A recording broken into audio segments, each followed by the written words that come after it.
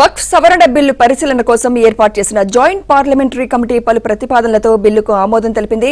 విపక్ష ఎంపీలు సహా ఇతరులు మొత్తంగా 44 మార్పులు సూచించగా 14 సవరణలను కమిటీ ఆమోదించినట్లు ప్యానెల్ చైర్మన్ జగదాంబికా పాల్ వెల్లడించారు.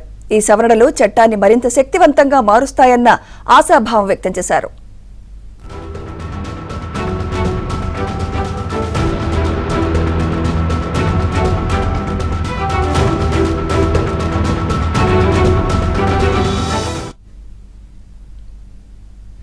కమిటీలో ఎన్డీఏ సభ్యులు సూచించిన మార్పులకు ఆమోదం లభించగా విపక్షాలు సూచించిన మార్పులు తిరస్కరణకు గురయ్యాయి. వీటిపై ప్రతిపక్ష ఎంపీలు తీవ్ర అసంతృప్తి వ్యక్తం చేశాయి. ప్రజాస్వామ్య పద్ధతిలో కమిటీ పనిచేయలేదని విపక్ష సభ్యులు ఆరోపించారు. మొత్తంగా జేపీసీ సూచించిన 14 ప్రతిపాదనల ఆమోదానికి సంబంధించి జనవరి 29న ఓటింగ్ జరగనుంది. జనవరి 31న తుది నివేదిక లోక్సభకు అందజేయనున్నట్లు కమిటీ చైర్మన్ జగదాంబికా పాల్ తెలిపారు. ఇక ఇదే అంశంపై మరింత సమాచారం ఢిల్లీ బ్యూరో చీఫ్ కృష్ణ అందిస్తారు. కృష్ణ,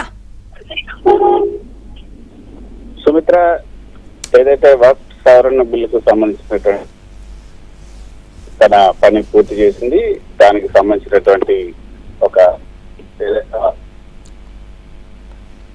చెప్పచ్చు. ఇక దానికి సంబంధించి దీన్ని ఎప్పుడు అయితే ప్రస్తుతం చర్చ జరుగుతుంది. మొత్తం 44 సవరణలు సూచించారు. అయితే 14 సవరణలకు మాత్రం కమిటీ ఆమోదించింది. ఈ 14 ప్రతిపాదనలకు సంబంధించినటువంటి ఆమోదానికి సంబంధించి జనవరి 29న ఓటింగ్ జరగబోతుంది. జనవరి 31 నుంచి కూడా పార్లమెంట్ బడ్జెట్ సమావేశాలు ప్రారంభం కాబోతున్నాయి. కాబట్టి బడ్జెట్ సమావేశాలు చివరి రోజున అంటే ఫిబ్రవరి 13వ తేదీన ఈ నివేదికను పార్లమెంట్ ముందు ఉంచే అవకాశం ఉంది. ఫిబ్రవరి 13 నాటికి ఈ సవరించినటువంటి అంచనాలపైన కమిటీలో కూడా ఓటింగ్ జరగబోతుంది. ఆ ఓటింగ్ పూర్తయిన తర్వాత ఎవరైతే జనరల్ గా జేపీసీలో తమ అభ్యంతరాలను వ్యక్తం చేయడానికి వాళ్ళ యొక్క ఏదైతే వాళ్ళ అభిప్రాయాలను వ్యక్తం చేస్తూ కొంత లేఖలను కూడా అందజేసే అవకాశం ఉంటుంది. ప్రతిపక్షాలకు సంబంధించినటువంటి ఎంపీలు తమ అభ్యంతరాలను వ్యక్తం చేశారు. ఇటీవల చివరిసారిగా జరిగినటువంటి సమావేశంలో 10 మంది విపక్ష సభ్యులను కూడా సస్పెండ్ చేశారు. అంత ముందు జరిగినటువంటి అనేక సమావేశాలు కూడా అనేక గందరగోళం మధ్యనే జరిగాయి, వాగ్వాదాలు జరిగాయి. టీఎంసీకి సంబంధించినటువంటి ఎంపీ అయితే తన దగ్గర ఉన్నటువంటి గాజు గ్లాస్ ను చైర్మన్ వైపు విసిరేసే ప్రయత్నం కూడా చేశారు. ఆయన చేతికి కొంత గాయం కూడా అయింది. అనేక సంఘటనలు కూడా చోటు చేసుకున్నాయి. వక్ఫ్ సవరణకు సంబంధించినటువంటి బిల్లు పైన అనేక మంది తమ వాదనలు వినిపించారు.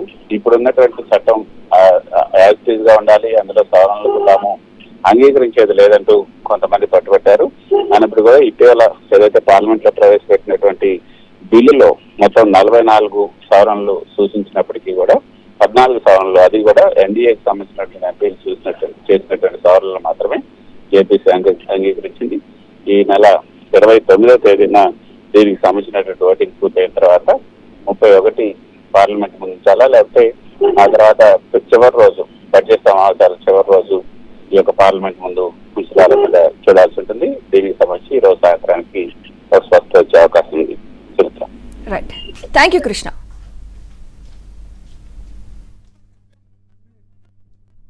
सारे डिटेल डिस्कशंस के बाद सभी सदस्यों से हमने संशोधन मांगे थे. ये हमारी अंतिम बैठक थी कि उस 44 संशोधन पे आप इस पे सहमत हैं या इस पे असहमत हैं. तो सभी सदस्यों के द्वारा, चाहे किसी पक्ष के हों, उन लोगों ने अपने संशोधन दिए थे.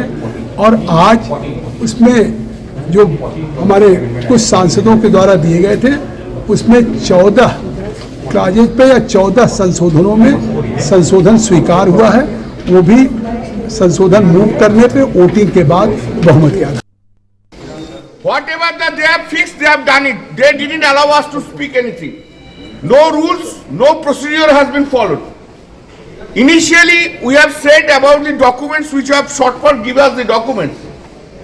Also the representation and the comments. All that things have not been supplied to us. Then started clause by clause discussion. We said, let us discuss clause by clause. First, let us discuss. Jagadambika Pal did not allow to discuss at all. Then he had brought the